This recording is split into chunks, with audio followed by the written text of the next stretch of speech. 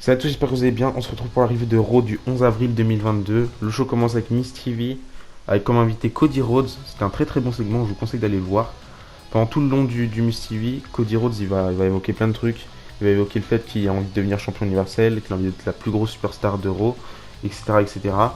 Et aussi pendant tout le long du segment, Cody Rhodes il va citer des termes un petit peu interdits actuellement à la WWE comme belt, wrestler, etc.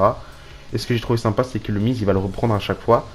Il y avait une belle tension entre le Miz et Cody Rhodes. Pour rappel aussi, Cody Rhodes va effectuer son premier match à Raw télévisé depuis 6 ans, même si la semaine dernière il a catché en dark match face à Kevin Owens. Donc voilà, je trouve que c'était un très très bon segment. Ensuite, on a Dominique contre Veer Mahan. De base, c'était Rey Mysterio contre Veer Mahan, mais les plans ont changé. Du coup, on a Dominique contre Veer. Le match est très court. On a Veer qui remporte le match par soumission. Et à la fin, Dominique Mysterio a dû aller dans une ambulance parce que Veer il s'est un petit peu déchaîné. Et je trouve que comment ils construisent Veer actuellement, c'est un petit peu comment ils ont construit Braun Strowman à l'époque quand il était en solo après la Wyatt Family. Donc voilà, on va voir ce qui va se passer par la suite. Juste après, on a eu AJ Styles qui était en backstage, qui se faisait interviewer par rapport à tout ce qui s'est passé ces dernières semaines à WrestleMania, etc. Mais pendant que AJ Styles se faisait interviewer, on voit Damian Priest qui est dans le couloir. Du coup, AJ Styles, il s'empresse pour aller attaquer Damian Priest. Du coup, ils se battent en backstage, etc., etc. Et ça nous mène à un match AJ Styles contre Damian Priest. Le match n'était pas prévu de base, mais on a quand même AJ Styles contre Damian Priest. Le match est très très court. Le match se termine donc en no contest, puisqu'à la fin, on a Damian Priest qui se met en plein milieu du ring.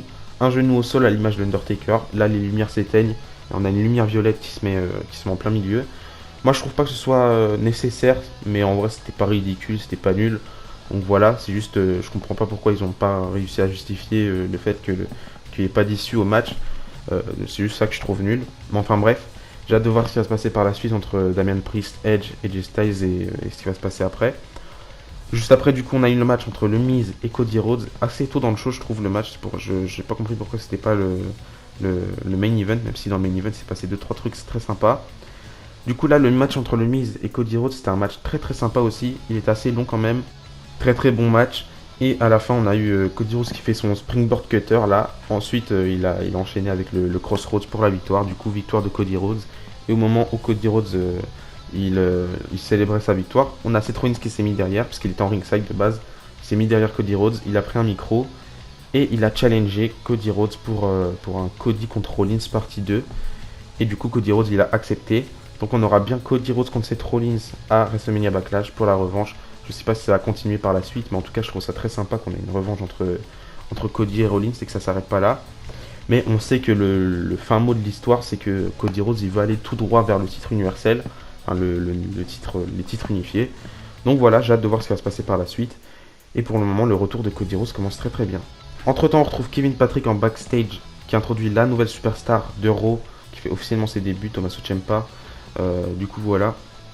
On a Ezekiel qui les interrompt, qui se présente, il dit je suis le nouveau Raw, je suis le petit frère d'Elias, etc., etc. Jusqu'au moment où Kevin Owens débarque, Kevin Owens il dit arrête de croire Elias, c'est un menteur, c'est Elias, c'est pas Ezekiel. Et du coup, il n'y a que Kevin Owens qui croit que Elias et Ezekiel, c'est les deux la même personne. Du coup, je trouve ça assez drôle, c'était un segment assez drôle. Mais voilà, je sais pas où ce que ça va nous mener tout ça. Juste après, on a eu Liv Morgan contre Naomi. Match assez sympa, mais assez court quand même, avec une victoire de Naomi par roll-up.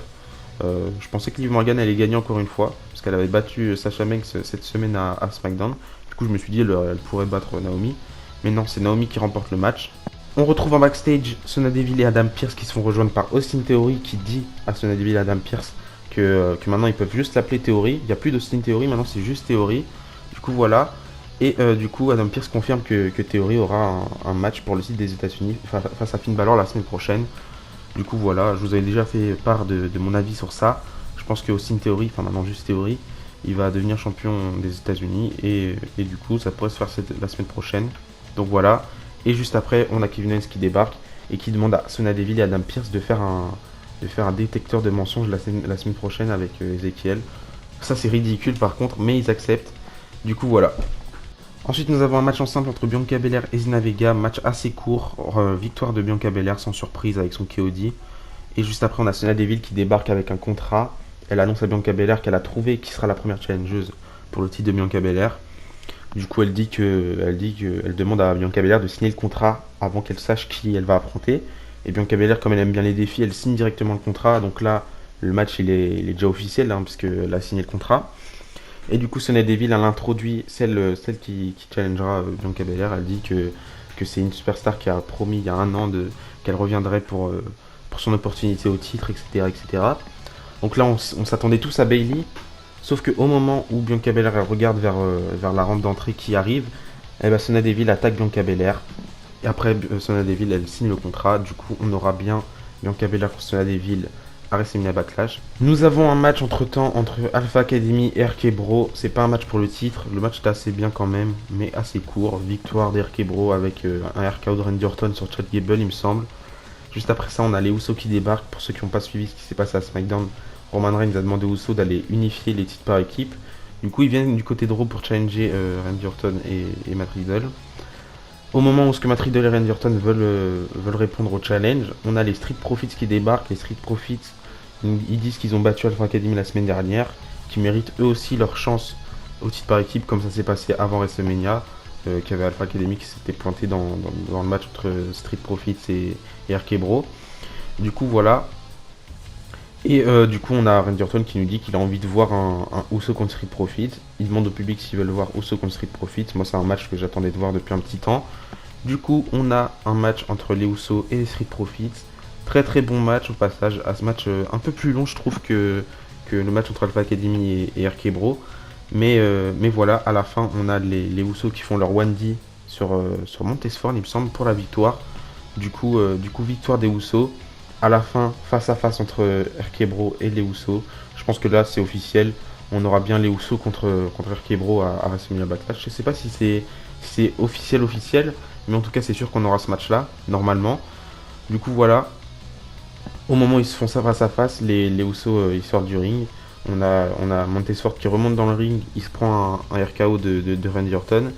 Et au moment où il se prend le RKO, eh ben, les Usos remontent dans le ring, ils mettent un double super kick sur Randy Orton, ils prennent les deux titres et ils les soulèvent au-dessus de Randy Orton. Donc voilà, très sympa comme segment pour terminer l'Euro. Je trouve que c'est vraiment génial ce qu'ils font actuellement avec les titres par équipe. La division par équipe de semaine en semaine, ça devient bien plus intéressant qu'avant. Du coup, voilà, j'ai hâte de voir la suite. J'ai hâte de voir RK Bro contre les Usos. Ça va être très très sympa. Et comme je vous ai dit la semaine dernière, on s'approche très fortement de la fin de la brand split. Donc j'ai hâte de voir ce qui va se passer par la suite. Personnellement, j'ai trouvé que c'était un très très bon Raw malgré tout. Donnez-moi votre avis dans les commentaires par rapport à ça. Et d'ici là, on se dit à la prochaine. Et n'oubliez pas, tant qu'il y a du catch à l'espoir, bisous bisous.